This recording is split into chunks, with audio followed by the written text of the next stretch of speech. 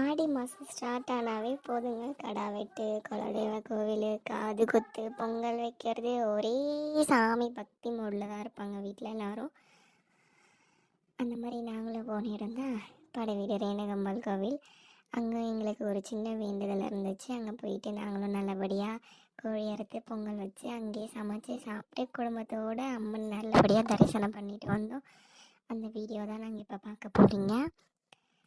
யாருன்னா படை வீட்டில் இருந்து பார்த்தீங்கன்னா மறக்காமல் எனக்கு ஒரு சேனலை சப்ஸ்கிரைப் பண்ணி லைக்கை போடுங்க, கமெண்ட் பண்ணுங்கள்.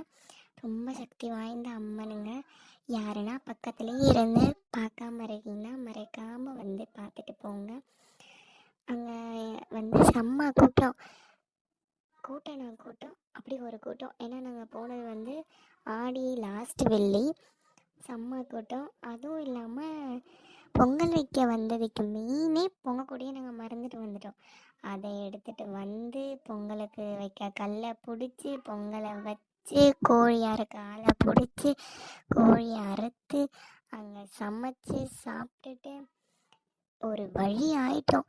எந்த பக்கம் பார்த்தாலும் போக, இந்த பக்கம் திரும்பினா போக, அந்த பக்கம் திரும்பினா போக, கண்ணு அப்படியே அவிஞ்சு போச்சுங்க என் கண்ணு.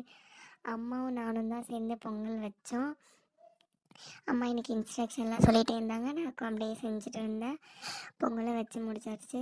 சுற்றியை பார்த்தா ஒரே பிரியாணி வாசனை, சிக்கன் 65 வாசனை, மூக்கை வேற துவைக்குது. நான் வேற காலையில் சாப்பிட்டதோடு அப்படியே கிளம்பிட்டேன்னா பசி ஒரு பக்கம். எப்படா சாமி கும்பிட்டு கோவிலை சுற்றிட்டு வந்து சாப்பிடுவோன்னு இருந்துச்சு. அதே மாதிரி இங்கே பாருங்கள், ஒரு முழு ஆட்டியே வெட்டி போட்டு வச்சுருக்காங்க. என்னடா கறி அறுத்துட்டு உடனே சாப்பாடை காமிக்கிறான்னு நினைக்காதீங்க. நாங்கள் கறி அடக்கிற கழுவாங்க க்ளீன் பண்ண போயிட்டோம். அம்மா ஃபுல்லாக அங்கே ரெடி பண்ணிகிட்டு இருந்தாங்க. வந்தோடனே கறியை போட்டு அப்படியே சமைச்சு சாமிக்கும் படித்து முடிச்சிட்டோம். இங்கே தான் வந்து நான்வெஜ்லாம் செஞ்சு படைப்பாங்க. உள்ளே வந்து வெறும் பொங்கல் வச்சு பொங்கலை மட்டும் அம்மாவுக்கு படைப்பாங்க. எவ்வளோ வேண்டுதலுங்க. குழந்தை இல்லாதவங்க, கல்யாணம் ஆகாதவங்க, உடம்பு சரியாதவங்க அங்கே பிரதர்ஷனம் பண்ணாங்க. சிலையை தூக்கி சுற்றி வந்தாங்க. அப்படியே நான் வந்து இந்த ஊர் தான், பட் இந்த கோயிலை பற்றி அவ்வளோ எனக்கு தெரியாது. இங்கே கல்யாணம் ஆகிட்டு வந்ததுக்கப்புறம் தான் இந்த கோயிலுக்கு நான் அடிக்கடிக்கு வர ஆரம்பித்தேன். அவ்வளோ கூட்டம் வருது. இதை பற்றி நான் எப்போ பாரு அங்கேயே கூட்டின்னு போகிறீங்களேன்னு சொல்லி நான் ஃபீல் பண்ணுவேன் எங்கள் ஹஸ்பண்ட்கிட்ட.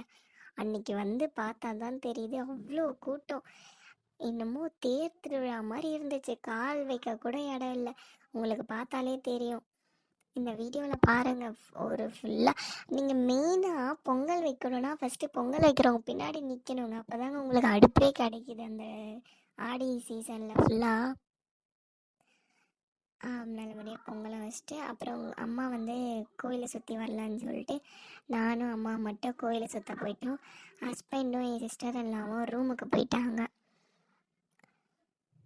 இதுதாங்க கோவிலோட பேக் சைட் கேட்டு.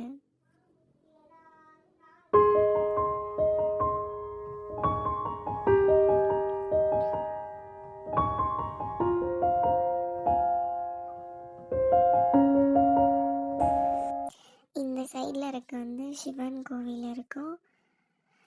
இங்கேயும் கூட்டம் தான், எங்கே பாரு ஒரே கூட்டம். ஆனால் நல்லா வெயிலோ மழையோ வந்தால் ஒதுங்குற மாதிரி உட்கார மாதிரிலாம் நல்லா இடம் க்ளீனாக இருந்துச்சு. குப்பையாக பெருக்கிட்டே இருந்தாங்க. ஷீட்டெல்லாம் போட்டு வச்சுருந்தாங்க உட்காரதுக்கு நம்மளுக்கு.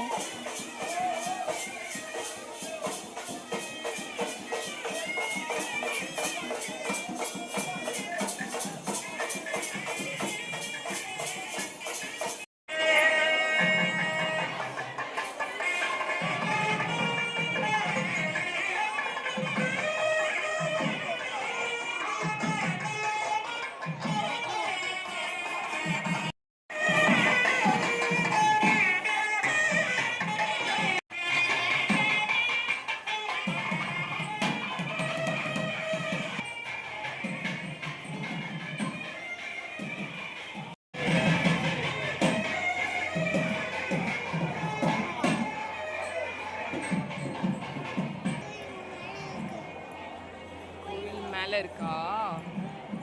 சரி.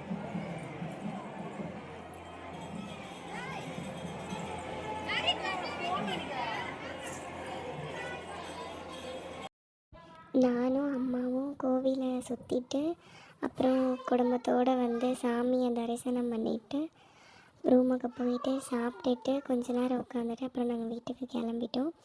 இந்த வீடியோ உங்களுக்கு பிடிச்சிருந்துச்சுன்னா மறக்காமல் லைக் பண்ணுங்கள். அப்படியே படை வீட்டிலேருந்து யாருன்னா இந்த வீடியோ பார்க்குறீங்கன்னா கமெண்ட் பண்ணுங்கள். தேங்க்யூ, பாய்.